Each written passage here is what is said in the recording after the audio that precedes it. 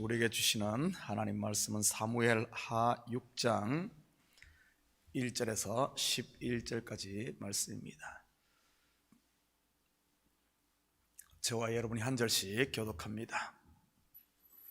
다윗이 이스라엘에서 뽑은 무리 3만 명을 다시 모으고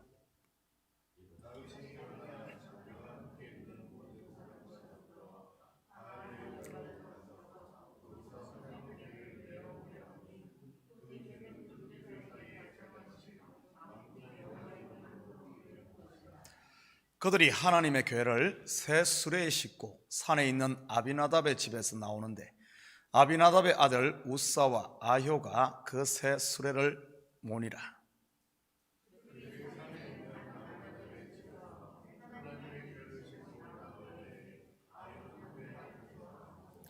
다윗과 이스라엘 온 족속은 잣나무로 만든 여러 가지 악기와 수금과 비파와 소구와 양금과 재금으로 여호와 앞에서 연주하더라.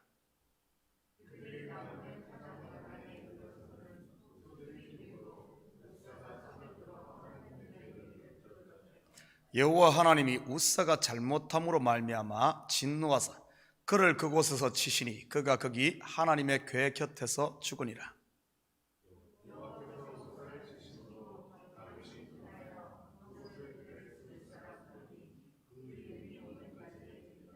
다윗이 그날에 여호와를 두려워하여 이르되 여호와의 궤가 어찌 내게로 오리요 하고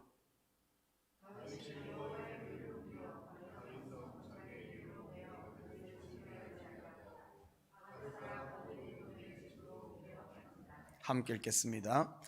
여호와의 궤가 가드 사람 오벳에돔의 집에 석 달을 있었는데 여호와께서 오벳에돔과 그 온 집에 복을 주시니라. 아멘. 좋은 아침입니다. 이스라엘의 통합 왕이 된 다윗은 블레셋과의 두 번의 전쟁을 승리를 끌고 정치적 안정을 찾게 됩니다.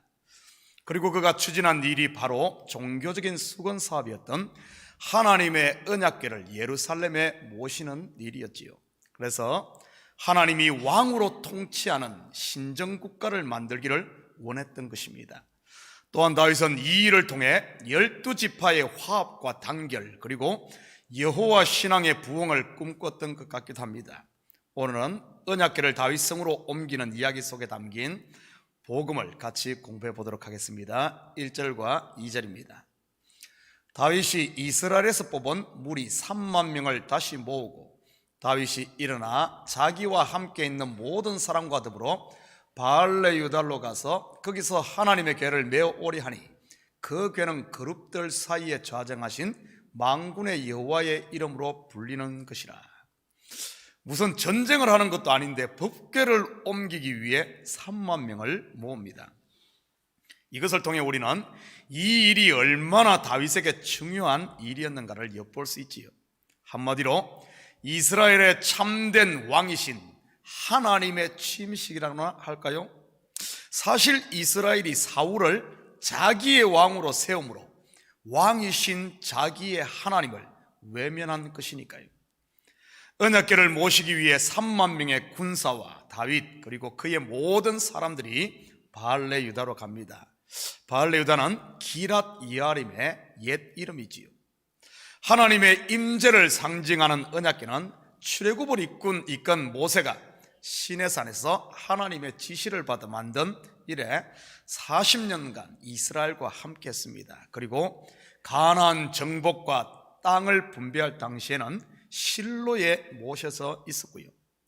실로의 대제사장인 엘리의 두 아들 홈리와 비나스가 전쟁에 법궤를 가져갔다가 블레셋에 빼앗기고 7개월 만에 이스라엘로 다시 돌아와서는 기랏 이아림에 안치됩니다. 그 후 약 80년 가까이 이곳에 방치된 것을 다윗성으로 옮기는 것이지요. 계속해서 3절 5절입니다. 그들이 하나님의 궤를 새 수레에 싣고 산에 있는 아비나답의 집에서 나오는데 아비나답의 아들 우사와 아효가 그 새 수레를 모니라. 다윗과 이스라엘 온 족속은 잣나무로 만든 여러 가지 악기와 수금과 비파와 소구와 양금과 재금으로 여호와 앞에서 연주하더라. 미국 대통령 취임 퍼레이드가 연상되지 않습니까? 3만 명의 군사가 호위를 하고 왕과 신하들 그리고 최고의 차장대가 언약궤 앞에서 연주를 하며 행진하고 있지요. 그리고 하나님의 언약궤는 요즘 말로 한다면 최신식 리무진을 타고 퍼레이드를 하고 있는 것이지요. 그뿐이겠습니까? 이 행사를 지켜보기 위해 예루살렘 주민들과 전국에서 모인 구경꾼들이 인산인해를 이루고 있지 않았겠습니까? 하늘에서는 오색 종이와 기라는 꽃잎이 뿌려졌을지도 모르지요. 다윗의 왕국이 하나님을 왕으로 모신 신정국가임을 만방에 선포하는 이 장엄한 광경, 어쩌면 다윗은 이 국가적 행사를 통해 하나님이 인정하는 다윗 왕조의 정통성을 온 만방에 알리려고 했는지도 모르겠습니다. 그런데 그 행렬이 나곤의 타작마당에 이르렀을 때 수레를 끌던 소들이 뛰게 되고 수레가 흔들립니다. 그때 이 행사의 총책임자인 제사장 우사가 언약궤를 붙들게 되지요. 7절입니다. 여호와 하나님이 우사가 잘못함으로 말미암아 진노하사 그를 그곳에서 치시니 그가 거기 하나님의 궤 곁에서 죽으니라. 이것을 요즘식으로 표현한다면 테러가 터진 격이네요. 언약궤를 운반하던 총책임자인 우사가 저격당했으니 말이지요. 누구로부터죠? 하나님으로부터 말입니다. 이게 어떻게 된 일입니까? 성경은 여호와 하나님이 우사가 잘못함으로 말미암아 진노하사라고 말하고 있습니다. 그렇다면 우사가 잘못한 게 무엇일까요? 한번 같이 찾아보십시다. 왜냐하면 이것을 바로 알지 못하면 아무리 의도가 좋고 모두가 환호하는 일이라 할지라도 하나님과 대적할 수 있으니 말이지요. 민수기 4장 15절입니다. 진영을 떠날 때 아론과 그의 아들들이 성소와 성소의 모든 기구 덮는 일을 마치거든 고핫 자손들이 와서 맬 것이니라. 그러나 성물은 만지지 말라. 그들이 죽으리라. 회막 물건 중에서 이것들은 고핫 자손이 맬 것이며. 한 절 더 봅니다. 민수기 7장 9절입니다. 고핫 자손에게는 주지 아니하였으니, 여기 주지 않았다는 것은 수레를 주지 않았다는 뜻입니다. 주지 아니하였으니 그들의 성소의 직임은 그 어깨로 매는 일을 하는 까닭이었더라. 율법의 언약궤의 운반 방법은 명시되어 있습니다. 오직 아론의 후손 중 고핫 자손이 그들의 어깨에 메고 옮기게 되어 있지요. 그래서 그들에게는 수레와 그것을 끌 소가 주어지지 않았고요. 그리고 성물은 절대 만지지 못하게 했습니다. 그런데 이들은 지금 어깨에 메고 옮겨야 할 언약궤를 수레에 싣고 옮긴 것이지요. 다시 말해 가장 중요한 언약궤를 옮기면서 언약 밖에서 한 것입니다. 3만 명의 정예부대, 웅장하고 화려한 찬양단, 하나님을 향한 열심 다 중요하지만 그것이 하나님이 주신 말씀 곧 언약 밖에 있다면 그것이 죄라는 사실이지요. 이것을 신약에서는 이렇게 표현합니다. 로마서 14장 23절입니다. 의심하고 먹는 자는 정죄되었나니 이는 믿음을 따라 하지 아니하였기 때문이라. 믿음을 따라 하지 아니하는 것은 다 죄니라. 다른 말로 하면 그리스도 안에 있지 않고 밖에 있다는 말이지요. 언약 밖, 곧 out of Christ, 거기에는 죄사함이 없다는 말과 같습니다. 죄사함이 없는 곳에서 하는 그 무엇도 다 죄라는 말이지요. 남을 도와주고 봉사와 헌신을 하고 도네이션을 하고 심지어 자신을 불살라 살신성인 천벌을 해도 그 모든 것이 다 죄라는 사실입니다. 똘감나무에서 아무리 풍년이 들어 근실한 열매가 맺혀도 결국 그 열매는 먹지 못하는 똘감남 열매일 뿐입니다. 뿌리가 죄인데 거기에서 어떻게 의의 열매가 맺히겠습니까? 어떻게 근원이 쓴물인 우물에서 단물이 나오겠습니까? 돌감람나무에 참감람나무 열매가 맺히게 하려면 어떻게 해야 합니까? 가지를 확 잘라서 참 감람나무에 접붙이면 되는 것이지, 한마디로 이사를 가야 하는 것입니다. 갈대아 우르에서 강을 건너 가나안으로, 애굽에서 약속의 땅으로 이사하듯이 말이지요. 이렇게 강을 건너 이주한 자를 히브리인이라고 하지 않습니까? 저와 여러분도 영적인 히브리인이고요. 바로 아웃 오브 크라이스트에서 인 크라이스트로, 언약 밖에서 언약 안으로 말이지요. 이런 율법을 가르치고 보존해야 하는 사람이 누구입니까? 바로 제사장들입니다. 우사 말이지요. 그런데 제사장 우사는 자기의 역할을 감당하지 못했던 것입니다. 제사장이면서도 그가 이 사실을 몰랐던지, 아니면 다윗의 열심에 눌려 말을 못했던지, 그것은 알 수가 없습니다. 성경에 보면 이와 대조되는 사건이 하나 나옵니다. 다윗이 우리아의 아내를 범하고 그의 남편을 죽였을 때 말이지요. 그때 다윗의 범죄를 밝히고 그에게 심판을 선언할 역할이 주어진 사람이 나단 선지자입니다. 오늘 본문의 우사와 같은 상황이지요. 나단 선지자의 입장은 우사보다 더 말하기 어려운 상황 아니었습니까? 다윗이 그러한 죄를 짓고도 꼭꼭 숨기고 있으니 말이지. 나단 선지자는 어떻게 했을까요? 사무엘하 12장 7절입니다. 나단이 다윗에게 이르되 당신이 그 사람이라. 이스라엘의 하나님 여호와께서 이와 같이 이르시기를 내가 너를 이스라엘 왕으로 기름 붓기 위하여 너를 사울의 손에서 구원하고, 한마디로 죽으면 죽으리라 하고 다윗의 죄를 드러냅니다. 나단이 죽었습니까? 아닙니다. 오히려 다윗을 그 죄에서 구원하고, 더 나아가 나단은 다윗 왕조의 왕의 선지자가 되지요. 이것은 지금 우리에게도 마찬가지입니다. 우리가 아무리 열심을 내고 충성을 한다 할지라도 그것이 은혜로 하는 것이 아닌 율법을 쫓아 한다면 이 또한 죄라는 사실이지. 오히려 그것이 그리스도를 다시 십자가에 못 박는 꼴이니 말이지요. 또한 율법으로 돌아가 자기 열심에 사로잡혀 봉사하는 성도들을 뒤에서 잘한다고 칭찬하며 교회에 헌신하게 하는 목회자 또한 이 시대 우사의 모습은 아닌지 모르겠습니다.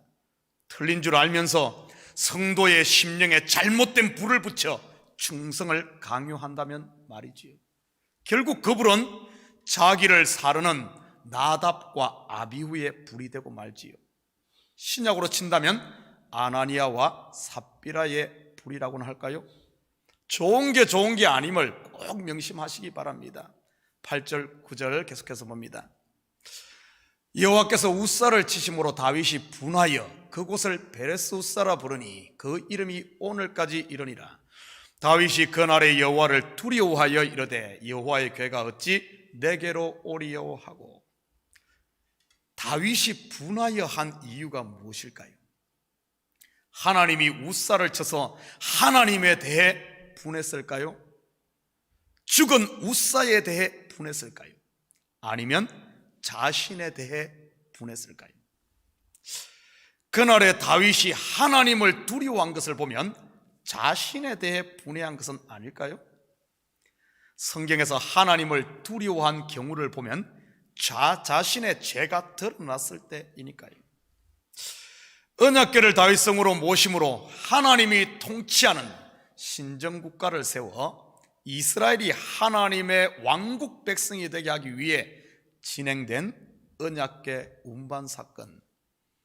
첫 번째 운반에서 보기 좋게 자기들의 죄만 드러나고 깨지고 말지요. 물론 두 번째 운반에서는 무사히 다윗성으로 옮겨옵니다. 그리고 나중에 솔로몬이 지은 성전의 지성소에 안치되고요. 우리는 같은 광경의 사건을 이스라엘 백성이 하나님의 언약 백성이 되는 광야의 시내산 아래서도 볼 수 있습니다. 바로 언약 백성의 상징인 십계명 율법을 받을 때 말이지요. 첫 번째 십계명 돌파는 어떻게 됩니까? 그것을 받아 내려오자 이스라엘 백성들의 죄가 다 드러나지요. 산 아래에서는 금송아지를 여호와 하나님으로 섬기고 있으니 말이지. 모세가 이스라엘의 실체를 알고는 분해하며 첫 번째 돌판을 온 백성 앞에서 던져 깨뜨립니다. 언약궤를 옮기기 위해 모인 온 백성들 앞에서 우사가 죽듯이 말이지요. 그렇다면 이 사건이 구속사의 관점에서는 무엇을 말하는 것일까요? 첫 번째 돌판 곧 율법은 우리의 죄를 드러나게 하고 반드시 깨져야 하는 것을 말하지요. 율법의 의를 이루기 위해 예수가 십자가에서 찢기고 깨져 죽어야 하는 것처럼요. 바로 우사는 깨져야 할 첫 번째 돌판이요, 죽어야 할 장자 곧 율법을 상징하는 인물이었던 것입니다. 우사가 죽자 어떤 일이 일어납니까? 11절입니다. 여호와의 궤가 가드 사람 오벳 에돔의 집에 석 달을 있었는데 여호와께서 오벳 에돔과 그의 온 집에 복을 주시니라. 우사가 죽자 오벳 에돔의 집에 복이 임하고 결국 다윗은 언약궤를 다윗성으로 무사히 모셔오게 되고 이스라엘은 명실상부한 하나님의 왕국 백성이 됩니다.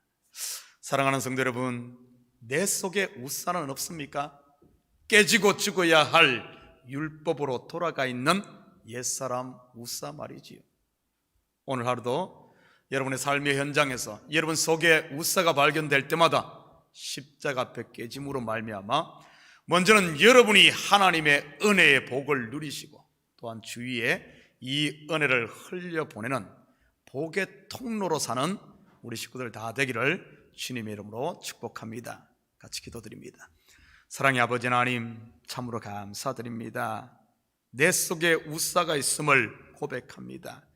아버지 하나님, 여전히 정욕과 욕심과 아버지 하나님 세상 것에 취해 있다면 우리 하나님 이 새벽 우리 속에 있는 옛것들은 드러나게 하시고 아버지 하나님 옛것들이 십자가 앞에 죽음으로 말미암아 아버지 하나님 성령의 새 사람으로 힘을 입고 옷을 덧입는 이 새벽되게 도와주시옵소서. 그래야 온전히 아버지 하나님 우리 성도들 삶의 영역 가정 아버지 하나님 복이 임함으로 이 복이 차고 흘러넘쳐 세상 가운데 아버지 하나님 아직도 어둠에 신만한 영혼들에게 흘려보내 그들에게 새 생명을 공급하는 복의 통로로 쓰이는 우리 식구들을 다 되게 하시고 오늘 하루도 복된 삶을 누릴 수 있도록 우리 주님 축복하여 주시옵소서. 감사드리며 예수님의 이름으로 기도드립니다. 아멘.